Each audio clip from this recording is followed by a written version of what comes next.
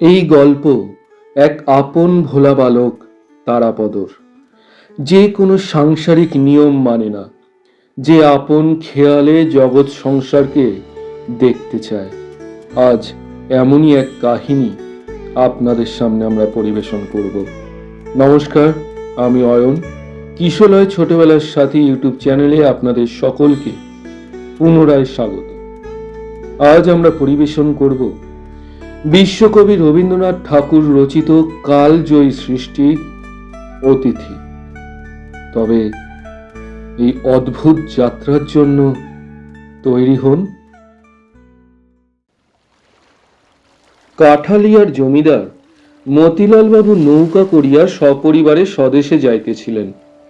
পথের মধ্যে মধ্যাহ্নে নদী তীরের এক গঞ্জের নিকট নৌকা বাঁধিয়া পাকের আয়োজন করিতেছেন। এমন সময় এক ব্রাহ্মণ বালক আসিয়া জিজ্ঞাসা করিল, বাবু, তোমরা যাচ্ছ কোথায়? কাঁঠালে। আমাকে পথের মধ্যে নন্দিগ্রায় নামিয়ে দিতে পারো? বাবু সম্মতি প্রকাশ করিয়া জিজ্ঞাসা করিলেন, তোমার নাম কি? ব্রাহ্মণ বালক কহিল, আমার নাম তারাপদ। গৌরবর্ণ ছেলেটিকে বড় সুন্দর দেখিতে, বড় বড় চক্ষু এবং হাস্যময় ওষ্ঠাধরে একটি সুললিত সৌকুমার্য প্রকাশ পাইতেছে। পরিধানে একখানি মলিন ধুতি, অনাবৃত দেহখানি সর্বপ্রকার বাহুল্য বর্জিত। কোন শিল্পী যেন বহু যত্নে নিখুঁত নিটোল করিয়া গড়িয়া দিয়াছেন, যেন সে পূর্বজন্মে তাপস বালক ছিল এবং নির্মল তপস্যার প্রভাবে তাহার শরীর হইতে শরীরাংশ বহুল পরিমাণে ক্ষয় হইয়া একটি সম্মার্জিত ব্রাহ্মণশ্রী পরিস্ফুট হইয়া উঠিয়াছে। মতিলাল বাবু তাহাকে পরম স্নেহ ভরে কহিলেন, বাবা, তুমি স্নান করে এসো, এখানে আহারাদি হবে। তারাপদ বলিল, রসুন। বলিয়া তৎক্ষণাৎ অসংকোচে রন্ধনের আয়োজনে যোগদান করিল। মতিলাল বাবুর চাকরটা ছিল হিন্দুস্তানি। মাছ কোটা প্রভৃতি কার্যে তাহার তেমন পটুতা ছিল না। তারাপদ তাহার কাজ নিজে লইয়া অল্পকালের মধ্যে সুসম্পন্ন করিল এবং দুই একটা তরকারিও অভ্যস্ত নৈপুণ্যের সহিত রন্ধন করিয়া দিল। পাক কার্য শেষ হইলে তারাপদ নদীতে স্নান করিয়া বোচকা খুলিয়া একটি শুভ্র বস্ত্র পরিল, একটি ছোট কাঠের কাকই লইয়া মাথায় বড় বড় চুল কপাল হইতে তুলিয়া গ্রীবার উপর ফেলিল এবং মার্জিত পৈতার গোছা বক্ষে বিলম্বিত করিয়া নৌকায় মতিবাবুর নিকট গিয়া উপস্থিত হইল। মতিবাবু তাহাকে নৌকার ভিতরে লইয়া গেলেন। সেখানে মতিবাবু স্ত্রী এবং তাহার নবম বর্ষিয়া এক কন্যা বসিয়াছিলেন। মতিবাবু স্ত্রী অন্নপূর্ণা এই সুন্দর বালকটিকে দেখিয়া স্নেহে উচ্ছ্বসিত হইয়া উঠিলেন। মনে মনে মনে মনে কহিলেন, আহা, কাহার বাচ্চা কোথা হইতে আসিয়াছে? ইহার মা ইহাকে ছাড়িয়া কেমন করিয়া প্রাণ ধরিয়া আছে। যথাসময়ে মতিবাবু এবং এই ছেলেটির জন্য পাশাপাশি দুইখানি আসন পড়িল। ছেলেটি তেমন ভোজন পটু নহে। অন্নপূর্ণা তাহার স্বল্প আহার দেখিয়া মনে করিলেন সে লজ্জা করিতেছে, তাহাকে এটা ওটা খাইতে বিস্তর অনুরোধ করিলেন। কিন্তু যখন সে আহার হইতে নিরস্ত হইল তখন সে কোনো অনুরোধ মানিল না। দেখা গেল ছেলেটি সম্পূর্ণ নিজের ইচ্ছা অনুসারে কাজ করে, অথচ এমন সহজে করে যে তাহাতে কোনো প্রকার জেদ বা গো প্রকাশ পায় না। তাহার ব্যবহারে লজ্জার লক্ষণও লেশমাত্র দেখা গেল না। সকলের আহারাদির পরে অন্নপূর্ণা তাহাকে কাছে বসাইয়া প্রশ্ন করিয়া তাহার ইতিহাস জানিতে প্রবৃত্ত হইলেন। বিস্তারিত বিবরণ কিছুই সংগ্রহ হইল না। মোট কথা এইটুকু জানা গেল, ছেলেটি 7-8 বৎসর বয়সেই স্বেচ্ছাক্রমে ঘর ছাড়িয়া পলাইয়া আসিয়াছে। অন্নপূর্ণা প্রশ্ন করিলেন, তোমার মা নাই? আছেন। তিনি তোমাকে ভালোবাসেন না? তারাপদ এই প্রশ্ন অত্যন্ত অদ্ভুত জ্ঞান করিয়া হাসিয়া উঠিয়া কহিল, কেন ভালোবাসবেন না? তবে তুমি তাকে ছেড়ে এলেছে? তার আরো 4টি ছেলে ও 3টি মেয়ে আছে। অন্নপূর্ণা বালকের এই অদ্ভুত উত্তরে ব্যথিত হইয়া কহিলেন, ও মা, সে কি কথা! 5টা আঙুল আছে বলে কি একটি আঙুল ত্যাগ করা যায়?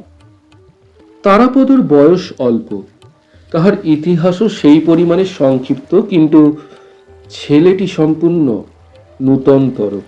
সে তাহার পিতামাতার চতুর্থ পুত্র, শৈশবেই পিতৃহীন হয়। বহু সন্তানের ঘরেও তারাপদ সকলের অত্যন্ত আদরের ছিল। মা, ভাই, বোন এবং পাড়ার সকলেরই নিকট হইতে সে অজস্র স্নেহ লাভ করিত। এমনকি গুরু মহাশয়ও তাহাকে মারিত না। মারিলেও বালকের আত্মীয় পর সকলেই তাহাতে বেদনা বোধ করিত। এমন অবস্থায় তাহার গৃহত্যাগ করিবার কোনো কারণই ছিল না। যে উপেক্ষিত রোগা ছেলেটা সর্বদাই চুরি করা গাছের ফল এবং গৃহস্থ লোকদের নিকট তাহার চতুর্গুণ প্রতিফল খাইয়া বেড়ায়, সেও তাহার পরিচিত গ্রাম সীমার মধ্যে তাহার নির্যাতনকারিণী মার নিকট পড়িয়া রহিল। আর সমস্ত গ্রামের এই আদরের ছেলে একটা বিদেশি যাত্রার দলের সহিত মিলিয়া অকাতর চিত্তে গ্রাম ছাড়িয়া পলায়ন করিল। সকলে খোঁজ করিয়া তাহাকে গ্রামে ফিরাইয়া আনিল। তাহার মা তাহাকে বক্ষে চাপিয়া ধরিয়া অশ্রু জলে আর্দ্র করিয়া দিল। তাহার বোনরা কাঁদিতে লাগিল। তাহার বড় ভাই পুরুষ অভিভাবকের কঠিন কর্তব্য পালন উপলক্ষে তাহাকে মৃদু রকম শাসন করিবার চেষ্টা করিয়া অবশেষে অনুতপ্ত চিত্তে বিস্তর প্রশ্রয় এবং পুরস্কার দিল। পাড়ার মেয়েরা তাহাকে ঘরে ঘরে ডাকিয়া প্রচুরতর আদর এবং বহুতর প্রলোভনে বাধ্য করিতে চেষ্টা করিল, কিন্তু বন্ধন, এমনকি স্নেহ বন্ধনও তাহার সহিল না।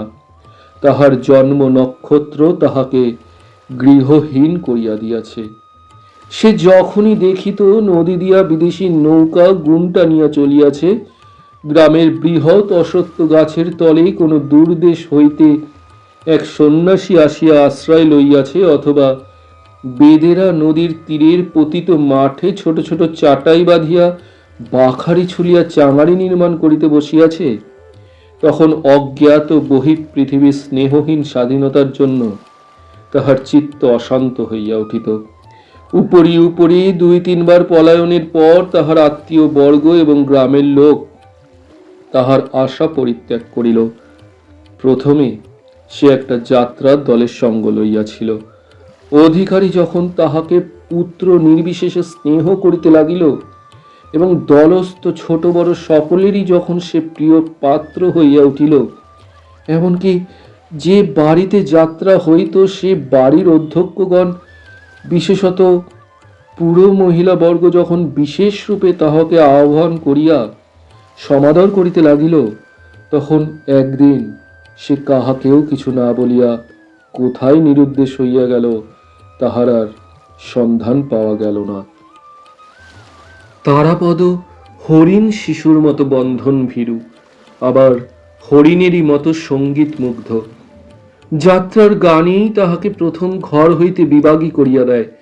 গানের সুরে তাহার সমস্ত শিরার মধ্যে অনুকম্পন এবং গানের তালে তাহার সর্বাঙ্গে আন্দোলন উপস্থিত হইত। যখন সে নিতান্ত শিশু ছিল, তখনও সঙ্গীত সভায় সে যেরূপ সংযত গম্ভীর বয়স্কভাবে আত্মবিস্মৃত হইয়া বসিয়া বসিয়া তুলিত, তাহা দেখিয়া প্রবীণ লোকের হাস্য সংবরণ করা দুঃসাধ্য হইত। কেবল সঙ্গীত কেন, গাছের ঘন পল্লবের উপর যখন শ্রাবণের বৃষ্টি ধরা পড়িত, আকাশে মেঘ ডাকিত, অরণ্যের ভিতর মাতৃহীন দৈত্য শিশুর ন্যায় বাতাস ক্রন্দন করিতে থাকিত, তখনও তাহার চিত্ত যেন উচ্ছৃঙ্খল হইয়া উঠিত। নিস্তব্ধ দ্বীপ প্রহরে বহুদূর আকাশ হইতে চিলের ডাক, বর্ষার সন্ধ্যায় ভেকের কলরব, গভীর রাত্রে শ্রীগালের চিৎকার ধ্বনি সকলই তাহাকে উতলা করিত। এই সঙ্গীতের মোহে আকৃষ্ট হইয়া সে অনতি বিলম্বে এক পাঁচালীর দলের মধ্যে গিয়া প্রবিষ্ট হইল। দলাধ্যক্ষ তাহাকে পরম যত্নে গান শিখাইতে এবং পাঁচালী মুখস্থ করাইতে প্রবৃত্ত হইল। এবং তাহাকে আপনি বক্ষপীরের পাখির মতো প্রিয় জ্ঞান করিয়া স্নেহ করিতে লাগিল। পাখি কিছু কিছু গান শিখিল এবং একদিন প্রত্যুষে উড়িয়া চলিয়া গেল। শেষবারে সে এক জিমনাস্টিকের দলে জুটিয়াছিল।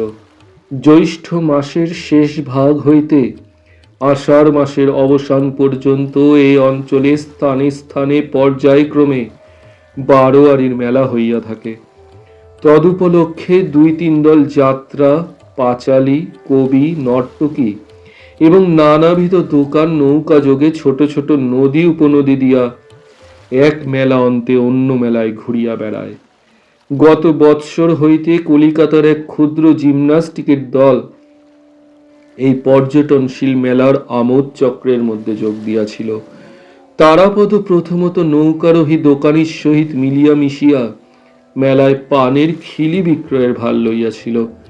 পরে তাহার স্বাভাবিক কৌতূহল বশত এই জিমন্যাস্টিকের আশ্চর্য ব্যায়াম নৈপুণ্যে আকৃষ্ট হইয়া এই দলে প্রবেশ করিয়াছিল। তারাপদ নিজে নিজে অভ্যাস করিয়া ভালো বাঁশি বাজাইতে শিখিয়াছিল। জিমন্যাস্টিকের সময় তাহাকে দ্রুত তালে লখনৌ ঠুংরি সুরের বাঁশি বাজাইতে হইত। এই তাহার একমাত্র কাজ ছিল। এই দল হইতেই তাহার শেষ পলায়ন। সে শুনিয়াছিল নন্দীগ্রামের জমিদার বাবুরা মহা সমারোহে এক শখের যাত্রা খুলিতেছেন। শুনিয়া সে তাহার ক্ষুদ্র বোচকাটি লইয়া নন্দীগ্রামে যাত্রার আয়োজন করিতেছিল।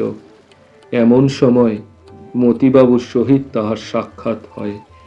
তারাপদ পর্যায়ক্রমে নানা দলের মধ্যে ভিড়িয়াও আপন স্বাভাবিক কল্পনা প্রবণ প্রকৃতি প্রভাবে কোনো দলের বিশেষত্ব প্রাপ্ত হয় নাই। অন্তরের মধ্যে সে সম্পূর্ণ নির্লিপ্ত এবং মুক্ত ছিল। সংসারে অনেক কুৎসিত কথা সে সর্বদা শুনিয়াছে এবং অনেক কদর্য দৃশ্য তাহার দৃষ্টি গোচর হইয়াছে, কিন্তু তাহা তাহার মনের মধ্যে সঞ্চিত হইবার তিল মাত্র অবসর প্রাপ্ত হয় নাই। এই ছেলেটির কিছুতেই খেয়াল ছিল না। অন্যান্য বন্ধনের ন্যায় কোনো প্রকার অভ্যাস বন্ধনও তাহার মনকে বাধ্য করিতে পারে নাই। সে এই সংসারে পঙ্কিল জলের ওপর দিয়া শুভ্র পক্ষ রাজহংসের মতো সাঁতার দিয়া বেড়াইত। কৌতূহল বশত যতবারই ডুব দিত তাহার পাখা সিক্ত বা মলিন হইতে পারিত না। এই জন্য এই গৃহত্যাগী ছেলেটির মুখে একটি শুভ্র স্বাভাবিক তারুণ্য অম্লানভাবে প্রকাশ পাইত। তাহার সেই মুখশ্রী দেখিয়া প্রবীণ বিষয় মতিলাল বাবু তাহাকে বিনা প্রশ্নে বিনা সন্দেহে পরম আদরে আহ্বান করিয়া লইয়াছিলেন। আহারান্তে নৌকা ছাড়িয়া দিল। অন্নপূর্ণা পরম স্নেহে এই ব্রাহ্মণ বালককে তাহার ঘরের কথা, তাহার আত্মীয় পরিজনের সংবাদ জিজ্ঞাসা করিতে লাগিলেন। তারাপদ অত্যন্ত সংক্ষেপে তাহার উত্তর দিয়া বাহিরে আসিয়া পরিত্রাণ লাভ করিল। বাহিরে বর্ষার নদী পরিপূর্ণতার শেষ রেখা পর্যন্ত ভরিয়া উঠিয়া আপন আত্মহারা উদ্দাম চাঞ্চল্যে প্রকৃতি মাতাকে যেন উদ্বিগ্ন করিয়া তুলিয়াছিল। মেঘ নির্মুক্ত রৌদ্রে নদী তীরের অর্ধ নিমগ্ন কাশতৃণশ্রেণী এবং তাহার ঊর্ধ্বে সরস সঘন ইক্ষুক্ষেত্র এবং তাহার পর প্রান্তে দূর দিগন্ত চুম্বিত নীলা নবর্ণ বনরেখা সমস্তই যেন কোনো এক রূপকথার সোনার কাঠির স্পর্শে সদ্য জাগরত নবীন সৌন্দর্যের মতো নির্বাক নীলাকাশের মুগ্ধ দৃষ্টির সম্মুখে পরিস্ফুট হইয়া উঠিয়াছিল। সমস্তই যেন সজীব, স্পন্দিত, প্রভুলভ আলোকে উদ্ভাসিত, নবীনতায় সুচিক্কণ, প্রাচুর্যে পরিপূর্ণ। তারাপদ নৌকা ছাদের উপরে পালের ছায়ায় গিয়ে আশ্রয় লইল। পর্যায়ক্রমে ঢালু সবুজ মাঠ, প্লাবিত পাটের ক্ষেত, গাঢ় শ্যামল আমন ধান্যের আন্দোলন, ঘাট হইতে গ্রামাভিমুখী সংকীর্ণ পথ, ঘন বনবেষ্টিত ছায়াময় গ্রাম তাহার চোখের উপর আসিয়া পড়িতে লাগিল। এই জল, স্থল, আকাশ, এই চারিদিকে সচলতা, সজীবতা, মুখরতা এই ঊর্ধ্ব অধদেশের ব্যাপ্তি এবং বৈচিত্র্য এবং নির্লিপ্ত সুদূরতা, এই সুবৃহৎ চিরস্থায়ী নির্নিমেষ বাক্যবিহীন বিশ্বজগৎ তরুণ বালকের পরমাত্মীয় ছিল। অথচ সেই চঞ্চল মানবটিকে এক মুহূর্তের জন্য স্নেহ বাহু দ্বারা ধরিয়া রাখিতে চেষ্টা করিত না। নদী তীরে বাছুর লেজ তুলিয়া ছুটিতেছে, গ্রাম্য টাট্টু ঘোড়া সম্মুখে দুই দড়ি বাঁধা পা লইয়া লাফ দিয়া দিয়া ঘাস খাইয়া বেড়াইতেছে। মাছরাঙা জেলেদের জাল বাঁধিবার বংশদণ্ডের উপর হইতে ঝপ করিয়া সবেগে জলের মধ্যে ঝাঁপাইয়া মাছ ধরিতেছে। ছেলেরা জলের মধ্যে পড়িয়া মাতামাতি করিতেছে। মেয়েরা উচ্চ কণ্ঠে সহাস্য গল্প করিতে করিতে আবক্ষ জলে বসনাঞ্চল প্রসারিত করিয়া দুই হস্তে তাহা মার্জন করিয়া লইতেছে। কোমর বাঁধা মেছুনীরা চুপড়ি লইয়া জেলেদের নিকট হইতে মাছ কিনিতেছে। এই সমস্তই সে চির নতুন অশ্রান্ত কৌতূহলের সহিত বসিয়া বসিয়া দেখে। কিছুতেই তাহার দৃষ্টির পিপাসা নিবৃত্ত হয় না। নৌকা ছাতির উপরে গিয়া তারাপদ ক্রমশ দাড়ি মাঝিদের সঙ্গে গল্প জুড়িয়া দিল। মাঝে মাঝে আবশ্যক মতে মাল্লাদের হাত হইতে লগি লইয়া নিজেই ঠেলিতে প্রবৃত্ত হইল। মাঝির যখন তামাক খাইবার আবশ্যক, তখন সে নিজে গিয়া হাল ধরিল। যখন যেদিকে পাল ফিরানো আবশ্যক, সমস্ত সে দক্ষতার সহিত সম্পন্ন করিয়া দিল। সন্ধ্যার প্রাক্কালে অন্নপূর্ণা তারাপদকে ডাকিয়া জিজ্ঞাসা করিলেন, রাত্রে তুমি কি খাও? যা পাই তাই খাই। এই সুন্দর ব্রাহ্মণ বালকটির আতিথ্য গ্রহণে ঔদাসীন্য অন্নপূর্ণাকে ঈষৎ পীড়া দিতে লাগিল। তাহার বড় ইচ্ছা খাওয়াইয়া পড়াইয়া এই গৃহচ্যুত পান্থ বালকটিকে পরিতৃপ্ত করিয়া দেন। কিন্তু কিসে যে তাহার পরিতোষ, তাহার কোনো সন্ধান তিনি পাইলেন না।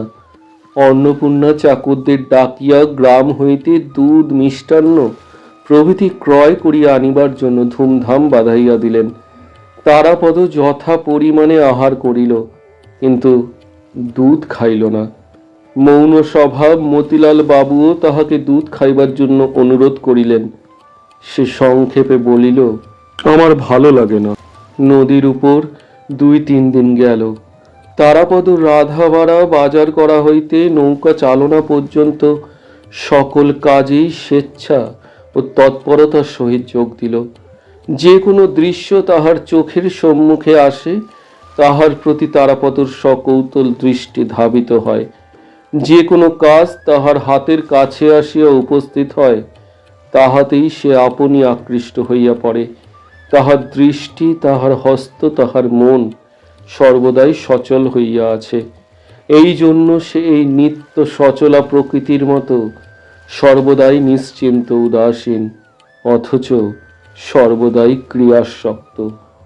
মানুষ মাত্রেরই নিজের একটি স্বতন্ত্র অধিষ্ঠান ভূমি আছে, কিন্তু তারাপদ এই অনন্ত নীলাম্বরবাহী বিশ্ব প্রবাহের একটি আনন্দোজ্জ্বল তরঙ্গ। ভূত ভবিষ্যতের সহিত তাহার কোনো সম্বন্ধ নাই। সম্মুখাভিমুখে চলিয়া যাওয়াই তাহার একমাত্র কার্য। এদিকে অনেকদিন নানা সম্প্রদায়ের সহিত যোগ দিয়া অনেক প্রকার মনোর্ণী বিদ্যা তাহার আয়ত্ত হইয়াছিল।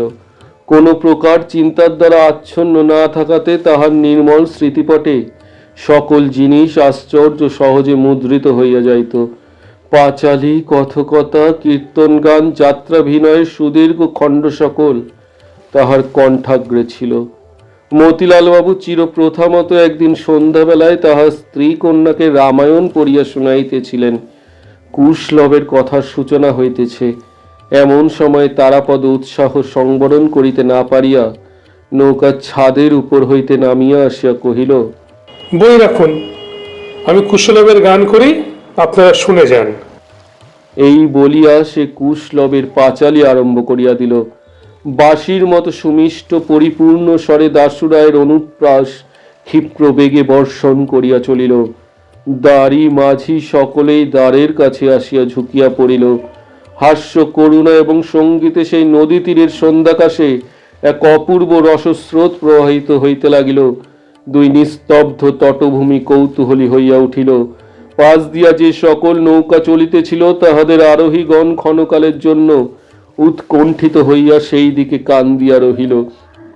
যখন শেষ হইয়া গেল, সকলেই ব্যথিত চিত্তে দীর্ঘ নিঃশ্বাস ফেলিয়া ভাবিল, ইহারই মধ্যে শেষ হইল কেন?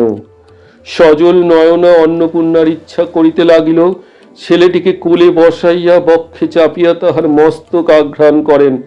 মতিলাল বাবু ভাবিতে লাগিলেন, এই ছেলেটিকে যদি কোনো মতে কাছে রাখিতে পারি তবে পুত্রের ইচ্ছা পূর্ণ হয়। কেবল ক্ষুদ্র বালিকা চারু শশীর অন্তঃকরণ ঈর্ষা ও বিদ্বেষে পরিপূর্ণ হইয়া উঠিল। চারুশশী তাহার পিতামাতার একমাত্র সন্তান, তাহাদের পিতৃমাতৃ স্নেহের একমাত্র অধিকারিণী। তাহার খেয়াল এবং জেদের অন্ত ছিল না। খাওয়া, কাপড় পরা, চুল বাঁধা সম্বন্ধে তাহার নিজের স্বাধীন মত ছিল, কিন্তু সেই মতের কিছুমাত্র স্থিরতা ছিল না। যেদিন কোথাও নিমন্ত্রণ থাকিত সেদিন তাহার মায়ের ভয় হইত, পাছে মেয়েটি সাজসজ্জা সম্বন্ধে একটা অসম্ভব জেদ ধরিয়া বসে। যদি দৈবাত একবার চুল বাঁধাটা তাহার মনের মতো না হইল, তবে সেদিন যতবার চুল খুলিয়া যত রকম করিয়া বাঁধিয়া দেওয়া যাক না কেন, কিছুতেই তাহার মন পাওয়া যাইবে না। অবশেষে মহা কান্নাকাটির পালা পড়িয়া যাইবে। সকল বিষয়েই এইরূপ। আবার এক এক সময় চিত্ত যখন প্রসন্ন থাকে তখন কিছুতেই তাহার কোনো আপত্তি থাকে না। তখন সে অতিমাত্রায় ভালোবাসা প্রকাশ করিয়া তাহার মাকে জড়াইয়া ধরিয়া চুম্বন করিয়া হাসিয়া বকিয়া একেবারে অস্থির করিয়া তোলে। এই ক্ষুদ্র মেয়েটি একটি দুর্ভেদ্য প্রহেলিকা। এই বালিকা তাহার দুর্বাধ্য হৃদয়ের সমস্ত বেগ প্রয়োগ করিয়া মনে মনে তারাপদকে সুতীব্র বিদ্বেষে তাড়না করিতে লাগিল। পিতা মাতাকেও সর্বতোভাবে উত্তেজিত করিয়া তুলিল। আহারের সময় রোদনোন্মুখী হইয়া ভোজনের পাত্র ঠেলিয়া ফেলিয়া দেয়। রন্ধন তাহার রুচিকর বোধ হয় না। দাসীকে মারে, সকল বিষয়ে অকারণ অভিযোগ করিতে থাকে। তারাপদর বিদ্যাগুলি যতই তাহার এবং অন্য সকলের মনের মতো হতে লাগিল, ততই যেন তাহার রাগ বাড়িয়া উঠিল। তারাপদর যে কোনো গুণ আছে ইহা স্বীকার করিতে তাহার মন বিমুখ হইল, অথচ তাহার প্রমাণ যখন প্রবল হইতে লাগিল, তাহার অসন্তোষের মাত্রা উচ্চে উঠিল। তারাপদ যেদিন কুশলবের গান করিল, সে অন্নপূর্ণা মেয়েকে জিজ্ঞাসা করিলেন, চারু, কেমন লাগলো? সে কোনো উত্তর না দিয়া অত্যন্ত প্রবল বেগে মাথা নাড়িয়া দিল। এই ভঙ্গিটিকে ভাষায় তর্জমা করিলে এইরূপ দাঁড়ায়, কিছুমাত্র ভালো লাগে নাই এবং কোনো কালে ভালো লাগিবে না। চারুর মনে ঈর্ষার উদয় হইয়াছে বুঝিয়া তাহার মাতা চারুর সম্মুখে তারাপদর প্রতি স্নেহ প্রকাশ করিতে বিরত হইলেন। সন্ধ্যার পরে যখন সকাল সকাল খাইয়া চারু শয়ন করিত, তখন অন্নপূর্ণা নৌকা কক্ষের দ্বারের নিকট আসিয়া বসিতেন এবং মতিবাবু ও তারাপদ বাহিরে বসিত এবং অন্নপূর্ণার অনুরোধে তারাপদ গান আরম্ভ করিত। তাহার গানে যখন নদী তীরের বিশ্রাম নিরত গ্রামশ্রী সন্ধ্যার বিপুল অন্ধকারে মুগ্ধ নিস্তব্ধ হইয়া রহিত এবং অন্নপূর্ণার কোমল হৃদয়খানি স্নেহে ও সৌন্দর্য রসে উচ্ছ্বলিত হইতে থাকিত, তখন হঠাৎ চারু দ্রুত পদে বিছানা হইতে উঠিয়া আসিয়া সরস সরদনে বলিত, মা, তোমরা কি গোল করছো? আমার ঘুম হচ্ছে না। পিতামাতা তাহাকে একলা ঘুমাইতে পাঠাইয়া তারাপদকে ঘিরিয়া সঙ্গীত উপভোগ করিতেছেন, ইহা তাহার একান্ত অসহ্য হইয়া উঠিত। এই দীপ্ত কৃষ্ণ নয়না বালিকার স্বাভাবিক সুতীব্রতা তারাপদর নিকটে অত্যন্ত কৌতুকজনক বোধ হইত। সেই ইহাকে গল্প শুনাইয়া, গান গাহিয়া, বাঁশি বাজাইয়া বশ করিতে অনেক চেষ্টা করিল, কিন্তু কিছুতেই কৃতকার্য হইল না। কেবল তারাপদ মধ্যাহ্নে যখন নদীতে স্নান করিতে নামিত, পরিপূর্ণ জলরাশির মধ্যে গৌরবর্ণ সরল তনুদেহখানি নানা সন্তরণ ভঙ্গিতে অবলীলাক্রমে সঞ্চালন করিয়া তরুণ জলদেবতার মতো শোভা পাইত, তখন বালিকার কৌতূহল আকৃষ্ট না হইয়া থাকিত না। সে সেই সময়টির জন্য প্রতীক্ষা করিয়া থাকিত, কিন্তু আন্তরিক আগ্রহ কাহাকেও জানিতে দিত না, এবং এই অশিক্ষাপটু অভিনেত্রী পশমের গলাবন্ধ বোনা এক মনে অভ্যাস করিতে করিতে মাঝে মাঝে যেন অত্যন্ত উপেক্ষা ভরে কটাক্ষে তারাপদর সন্তরণ লীলা দেখিয়া লইত। নন্দীগ্রাম কখন ছাড়াইয়া গেল তারাপদ তাহার খোঁজ লইল না।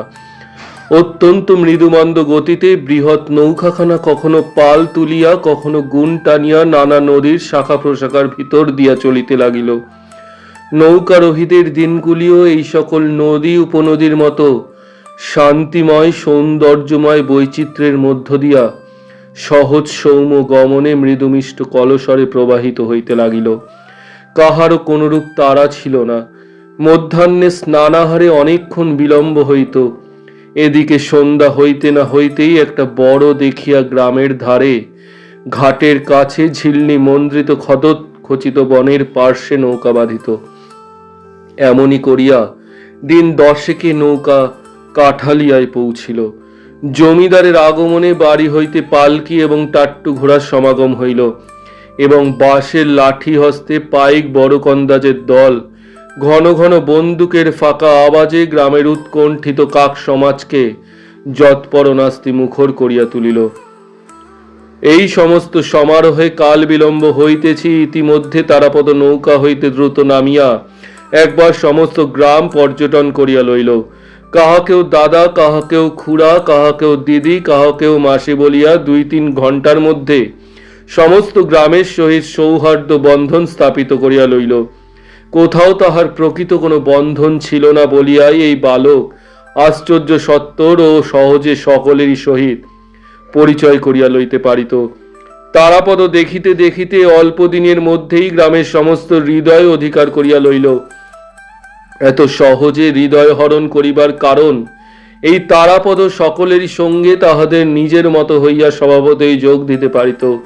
সে কোনো প্রকার বিশেষ সংস্কারের দ্বারা বদ্ধ ছিল না, অথচ সকল অবস্থা সকল কাজের প্রতি তাহার এক প্রকার সহজ প্রবণতা ছিল।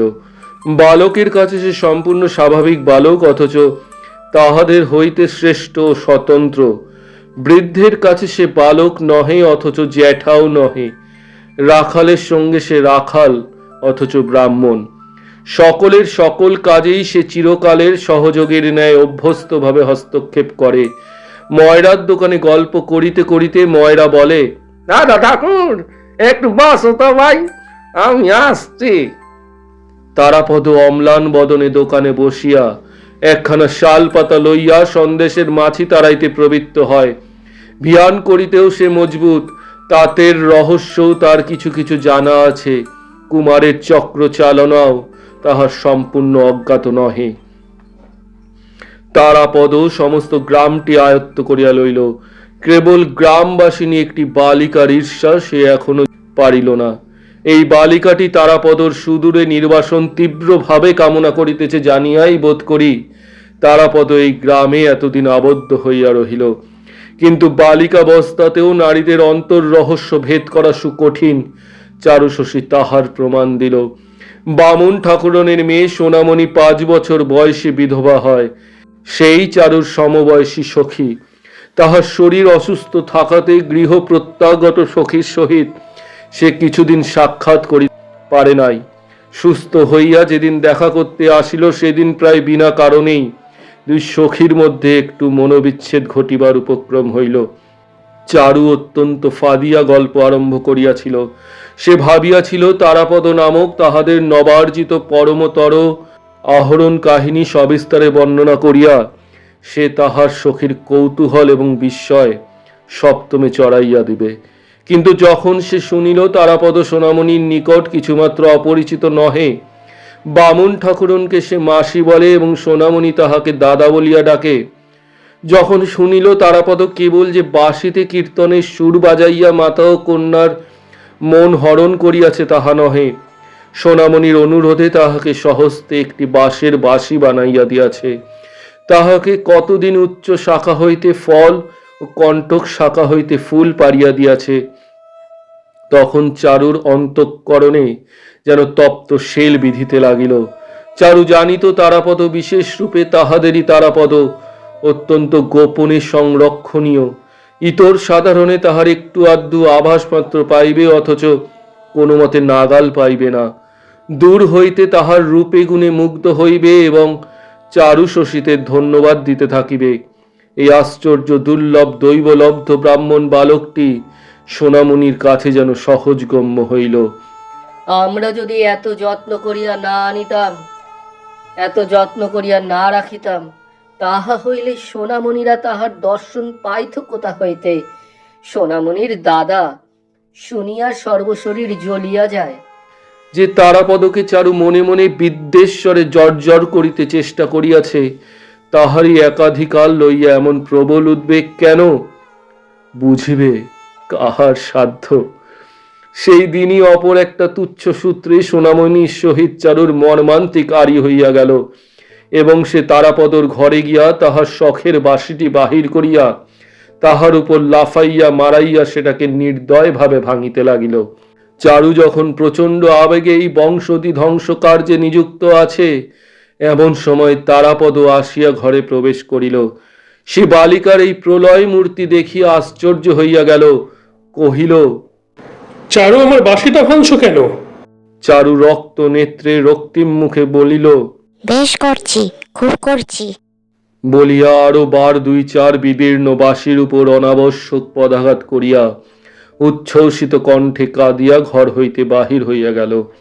তারাপদ বাঁশিটি তুলিয়া উল্টিয়া পাল্টিয়া দেখিল, তাহাতে আর পদার্থ নাই। অকারণে তাহার পুরাতন নিরপরাধ বাঁশিটার এই আকস্মিক দুর্গতি দেখিয়া সে আর হাস্য সংবরণ করিতে পারিল না। চারুশশী প্রতিদিনই তাহার পক্ষে পরম কৌতূহলের বিষয় হইয়া উঠিল। তাহার আরেকটি কৌতূহলের ক্ষেত্র ছিল মতিলাল বাবুর লাইব্রেরিতে ইংরাজি ছবির বইগুলি। বাহিরের সংসারের সহিত তাহার যথেষ্ট পরিচয় হইয়াছে, কিন্তু এই ছবির জগতে সে কিছুতেই ভালো করিয়া প্রবেশ করিতে পারে না। কল্পনার দ্বারা আপনার মনে অনেকটা পূরণ করিয়া লইত, কিন্তু তাহাতে মন কিছুতেই তৃপ্তি মানিত না। ছবির বই দেখিয়া তারাপদর এই আগ্রহ একদিন মতিলাল বাবু দেখিলেন। তিনি বলিলেন, ইংরেজি শিখবে? তাহলে এই সমস্ত ছবির মানে বুঝতে পারবে। তারাপদ তৎক্ষণাৎ বলিল, শিখব।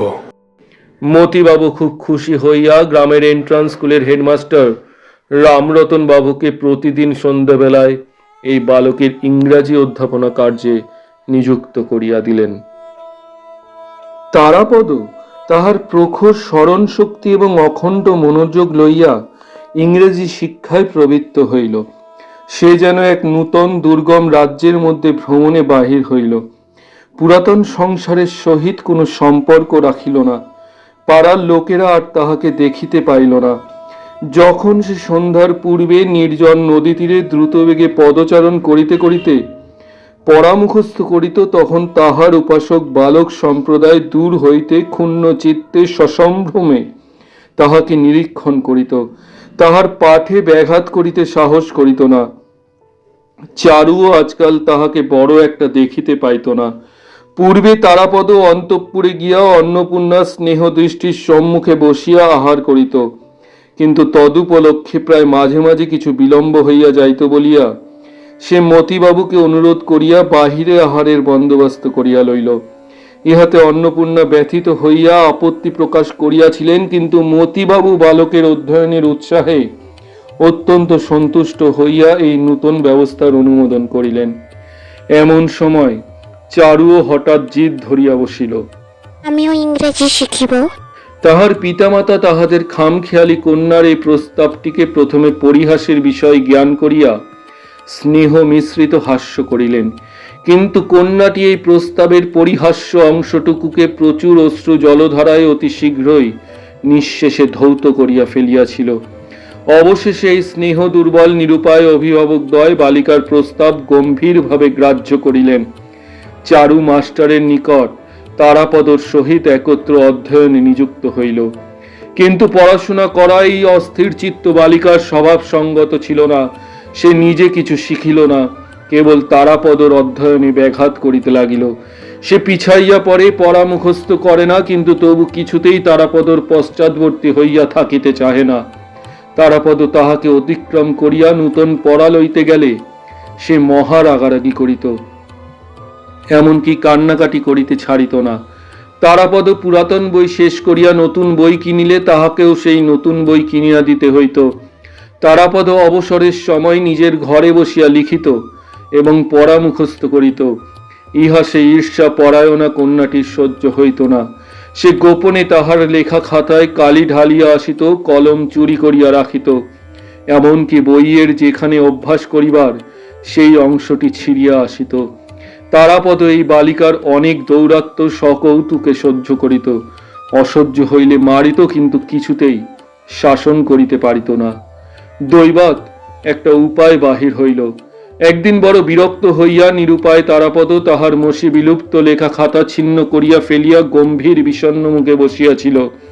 চারু দ্বারের কাছে আসিয়া মনে করিল আজ মার খাইবে, কিন্তু তাহার প্রত্যাশা পূর্ণ হইল না। তারাপদ একটি কথা মাত্র না কহিয়া চুপ করিয়া বসিয়া রহিল। বালিকা ঘরের ভিতরে বাহিরে ঘুরঘুর করিয়া বেড়াইতে লাগিল। বারংবার এত কাছে ধরা দিল যে যার তারাপদ ইচ্ছা করিলে অনায়াসে তাহার পৃষ্ঠে এক চপেটাঘাত বসাইয়া দিতে পারিত, কিন্তু সে তাহা না দিয়া গম্ভীর হইয়া রহিল। বালিকা মহা মুশকিলে পড়িল। কেমন করিয়া ক্ষমা প্রার্থনা করিতে হয় সে বিদ্যা তাহার কোনো কালেই অভ্যাস ছিল না, অথচ অনুতপ্ত ক্ষুদ্র হৃদয়টি তাহার সহপাঠীর ক্ষমালাভের জন্য একান্ত কাতর হইয়া উঠিল। অবশেষে কোনো উপায় না দেখিয়া ছিন্ন খাতার এক টুকরা লইয়া তারাপদর নিকটে বসিয়া খুব বড় বড় করিয়া লিখিল, আমি আর কখনো খাতায় কালি মাখাবো না। লেখা শেষ করিয়া সেই লেখার প্রতি তারাপদর মনোযোগ আকর্ষণের জন্য অনেক প্রকার চাঞ্চল্য প্রকাশ করিতে লাগিল। দেখিয়া তারাপদ হাস্য সংবরণ করিতে পারিল না, হাসিয়া উঠিল। তখন বালিকা লজ্জায় ক্রোধে ক্ষিপ্ত হইয়া উঠিয়া ঘর হইতে দ্রুত বেগে ছুটিয়া বাহির হইয়া গেল। যে কাগজের টুকরায় সে সহস্তে দীনতা প্রকাশ করিয়াছে সেটা অনন্ত কাল এবং অনন্ত জগৎ হইতে সম্পূর্ণ লোপ করিতে পারিলে তবে তাহার হৃদয়ে নিদারুণ ক্ষোভ মিটিতে পারিত। এদিকে সংকুচিত চিত্ত সোনামণি দুই একদিন অধ্যয়নশালার বাহিরে উকিঝুঁকি মারিয়া ফিরিয়া চলিয়া গিয়াছে। সখী চারু শশীর সহিত তাহার সকল বিষয়ে হৃদ্যতা ছিল, কিন্তু তারাপদ সম্বন্ধে চারুকে সে অত্যন্ত ভয় এবং সন্দেহের সহিত দেখিত। চারু যে সময় অন্তঃপুরে থাকিত সেই সময়টি বাছিয়া সোনামণি সসংকোচে তারাপদর দ্বারের কাছে আসিয়া দাঁড়াইত। তারাপদ বই হইতে মুখ তুলিয়া সস্নেহে বলিত, কি সোনা, খবর কি? মাসে কেমন আছে? সোনামণি কহিত, অনেকদিন যাওনি, মা তোমাকে একবার যেতে বলেছে। মার কোমরে ব্যথা বলে দেখতে আসতে পারে না। এমন সময় হয়তো হঠাৎ চারু আসিয়া উপস্থিত। সোনামণি শশ ব্যস্ত, সে যেন গোপনে তাহার সাথীর সম্পত্তি চুরি করিতে আসিয়াছিল।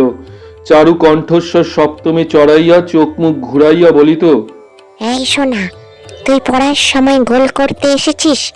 আমি এখনই বাবাকে কি বলে দেব। যেন তিনি নিজে তারাপদর একটি প্রবীণ অভিভাবিকা।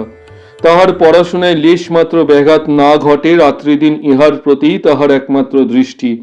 কিন্তু সে নিজে কি অভিপ্রায়ে এই অসময়ে তারাপদর পাঠগৃহে আসিয়া উপস্থিত হইয়াছিল তাহা অন্তর্যামীর অগোচর ছিল না, এবং তারাপদও তাহা ভালো রূপে জানিত। কিন্তু সোনামণি বেচারা ভীত হইয়া তৎক্ষণাৎ একরাশ মিথ্যা কৈফিয়ত সৃজন করিত। অবশেষে চারু যখন ঘৃণা ভরে তাহাকে মিথ্যাবাদী বলিয়া সম্ভাষণ করিত, তখন সে লজ্জিত, শঙ্কিত, পরাজিত হইয়া ব্যথিত চিত্তে ফিরিয়া যাইত। দয়াদ্র তারাপদ তাহাকে ডাকিয়া বলিত, সোনা, আজ সন্ধ্যাবেলা আমি তোদের বাড়ি যাব এখন। চারু সর্পিনীর মতো ফোঁস করিয়া উঠিয়া বলিত, যাবে বই কি, তোমায় পড়া করতে হবে না? আমি মাস্টারমশাইকে বলে দেব।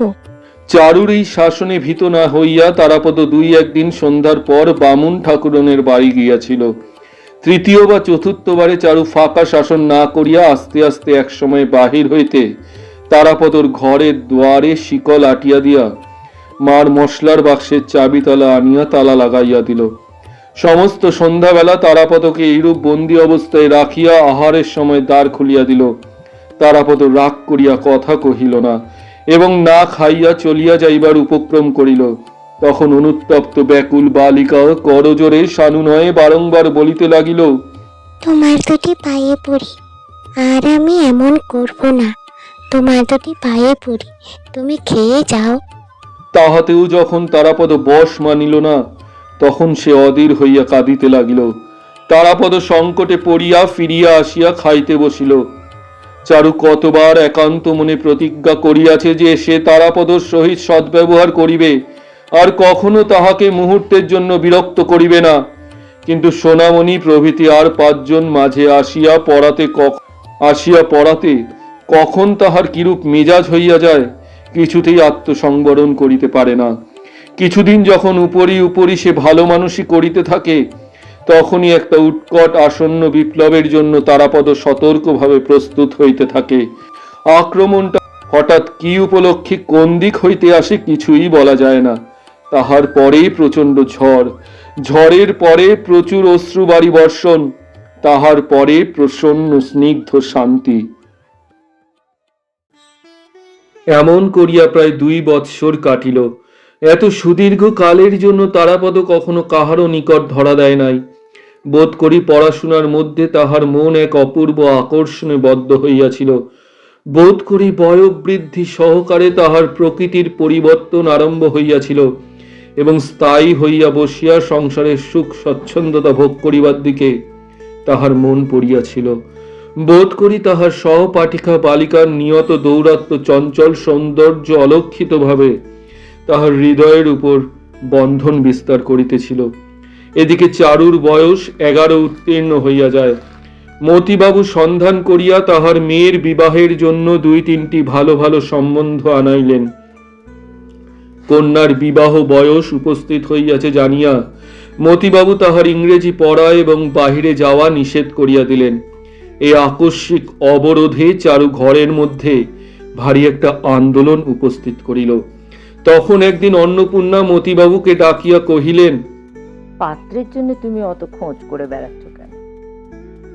তারাপদ ছেলেটি তো বেশ, আর তোমার মেয়েরও ওকে পছন্দ হয়েছে। শুনিয়া মতিবাবু অত্যন্ত বিস্ময় প্রকাশ করিলেন। কহিলেন, সেও কি কখনো হয়? তারাপদর কুলশীল কিছুই জানা নেই। আমার একটি মাত্র মেয়ে, আমি ভালো ঘরে দিতে চাই। একদিন রায়ডাঙ্গার বাবুদের বাড়ি হইতে মেয়ে দেখিতে আসিল। চারুকে বেশভূষা পরাইয়া বাহির করিবার চেষ্টা করা হইল। সে শোবার ঘরের দুয়ার রুদ্ধ করিয়া বসিয়া রহিল, কিছুতেই বাহির হইল না। মতিবাবু ঘরের বাহির হইতে অনেক অনুনয় করিলেন, ভর্ৎসনা করিলেন, কিন্তু কিছুতেই ফল হইল না। অবশেষে বাহিরে আসিয়া রায়ডাঙ্গা দূতবর্গের নিকট মিথ্যা করিয়া বলিতে হইল, কন্যার হঠাৎ অত্যন্ত অসুখ করিয়াছে, আজ আর দেখানো হইবে না। তাহারা ভাবিল মেয়ের বুঝি কোনো একটা দোষ আছে, তাই এইরূপ চাতুরী অবলম্বন করা হইল। তখন মতিবাবু ভাবিতে লাগিলেন, তারাপদ ছেলেটি দেখিতে শুনিতে সকল হিসেবেই ভালো, উহাকে আমি ঘরেই রাখিতে পারিব। তাহা হইলে আমার একমাত্র মেয়েটিকে পরের বাড়িতে পাঠাইতে হইবে না। ইহাও চিন্তা করিয়া দেখিলেন তাহার অশান্ত অবাধ্য মেয়েটির দুরন্তপনা তাহাতে স্নেহের চক্ষে যতই মার্জনীয় বোধ হোক, শ্বশুর বাড়িতে কেহ সহ্য করিবে না। তখন স্ত্রী পুরুষে অনেক আলোচনা করিয়া তারাপদর দেশে তাহার সমস্ত কৌলিক সংবাদ সন্ধান করিবার জন্য লোক পাঠাইলেন। খবর আসিল যে বংশ ভালো কিন্তু দরিদ্র। তখন মতিবাবু ছেলের মা এবং ভাইয়ের নিকট বিবাহের প্রস্তাব পাঠাইলেন। তাহারা আনন্দে উচ্ছ্বসিত হইয়া সম্মতি দিতে মুহূর্ত মাত্র বিলম্ব করিলেন না। কাঠালিয়ায় মতিবাবু এবং অন্নপূর্ণা বিবাহের দিনক্ষণ আলোচনা করিতে লাগিলেন, কিন্তু স্বাভাবিক গোপনতা প্রিয় সাবধানী মতিবাবু কথাটা গোপনে রাখিলেন। চারুকে ধরিয়া রাখা গেল না। সে মাঝে মাঝে বর্গির হাঙ্গামার মতো তারাপদর পাঠক গৃহে গিয়া পড়িত। কখনো রাগ, কখনো অনুরাগ, কখনো বিরাগের দ্বারা তাহার পাঠচর্যার নিভৃত শান্তি অকস্মাৎ তরঙ্গিত করিয়া তুলিত। তাহাতে আজকাল এই নির্লিপ্ত মুক্ত স্বভাব ব্রাহ্মণ বালকের চিত্তে মাঝে মাঝে ক্ষণকালের জন্য বিদ্যুৎ স্পন্দনের ন্যায় এক অপূর্ব চাঞ্চল্য সঞ্চার হইত। যে ব্যক্তির লঘুভার চিত্ত চিরকাল অক্ষুণ্ণ অব্যাহতভাবে কাল স্রোতের তরঙ্গ চূড়ায় ভাসমান হইয়া সম্মুখে প্রবাহিত হইয়া যাইত, সে আজকাল এক একবার অন্যমনস্ক হইয়া বিচিত্র দিবাস্বপ্ন জালের মধ্যে জড়ীভূত হইয়া পড়ে। এক একদিন পড়াশোনা ছাড়িয়া দিয়া সে মতিবাবুর লাইব্রেরির মধ্যে প্রবেশ করিয়া ছবির বইয়ের পাতা উল্টাইতে থাকিত। সেই ছবিগুলির মিশ্রণে যে কল্পনালোক সৃজিত হইত তাহা পূর্বেকার হইতে অনেক স্বতন্ত্র এবং অধিকতর রঙিন। চারুর অদ্ভুত আচরণ লক্ষ্য করিয়া সে আর পূর্বের মতো স্বভাবত পরিহাস করিতে পারিত না। দুষ্টামি করিলে তাহাকে মারিবার কথা মনেও উদয় হইত না। নিজের এই গূঢ় পরিবর্তন, এই আবদ্ধ আসক্ত ভাব তাহার নিজের কাছে এক নূতন স্বপ্নের মতো মনে হইতে লাগিল। শ্রাবণ মাসে বিবাহের শুভদিন স্থির করিয়া মতিবাবু তারাপদের মা ও ভাইদের আনিতে পাঠাইলেন। তারাপদকে তাহা জানিতে দিলেন না। কলিকাতার মোক্তারকে গড়ের বাদ্য বায়না দিতে আদেশ করিলেন এবং জিনিসপত্রের ফর্দ পাঠাইয়া দিলেন। আকাশে নববর্ষার মেঘ উঠিল। গ্রামের নদী এতদিন শুষ্ক প্রায় হইয়াছিল, মাঝে মাঝে কেবল এক একটা ডোবায় জল বাঁধিয়া থাকিত। ছোট ছোট নৌকা সেই পঙ্কিল জলে ডোবানো ছিল এবং শুষ্ক নদীপথে গরুর গাড়ি চলাচলের সুগভীর চক্রচিহ্ন খোদিত হইতেছিল। এমন সময় একদিন পিতৃগৃহ প্রত্যাগত পার্বতীর মতো কোথা হইতে দ্রুতগামিনী জলধারা কলহাস্য সহকারে গ্রামের শূন্য বক্ষে আসিয়া সমাগত হইল।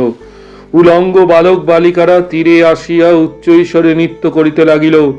অতৃপ্ত আনন্দে বারংবার জলে ঝাঁপ দিয়া দিয়া নদীকে যেন আলিঙ্গন করিয়া ধরিতে লাগিল। কুটির বাসিনীরা তাহাদের পরিচিত প্রিয় সঙ্গিনীকে দেখিবার জন্য বাহির হইয়া আসিল। শুষ্ক নির্জীব গ্রামের মধ্যে কোথা হইতে এক প্রবল বিপুল প্রাণহিল্লোল আসিয়া প্রবেশ করিল। দেশ ও বিদেশ হইতে বোঝাই হওয়া ছোট বড় নানা আয়তনের নৌকা আসিতে লাগিল।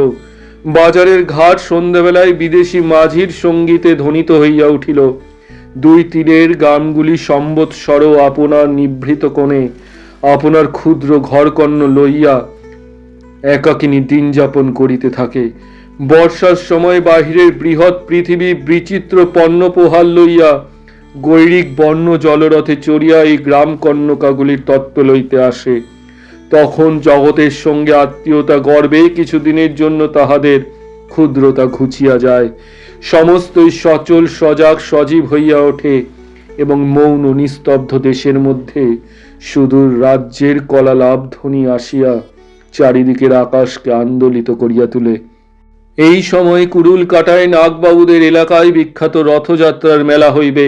জ্যোৎস্না সন্ধ্যায় তারাপদ ঘাটে গিয়া দেখিল কোনো নৌকা নাগরদোলা, কোনো নৌকা যাত্রার দল, কোনো নৌকা পণ্য দ্রব্য লইয়া প্রবল নবীন স্রোতের মুখে দ্রুত বেগে মেলা অভিমুখে চলিয়াছে।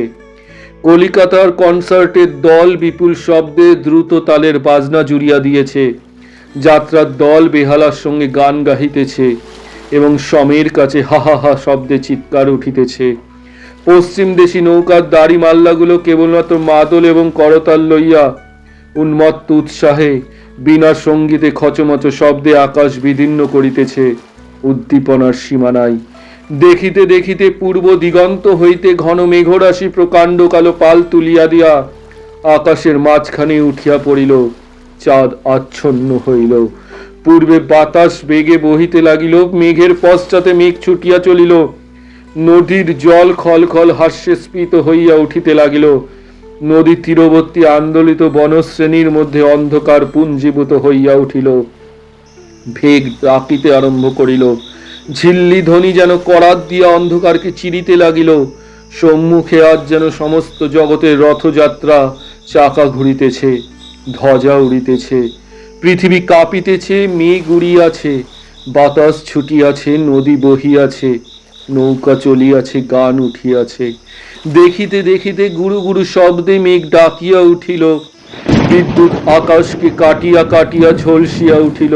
সুদূর অন্ধকার হইতে একটা মুষলধারা বর্ষি বৃষ্টির গন্ধ আসিতে লাগিল।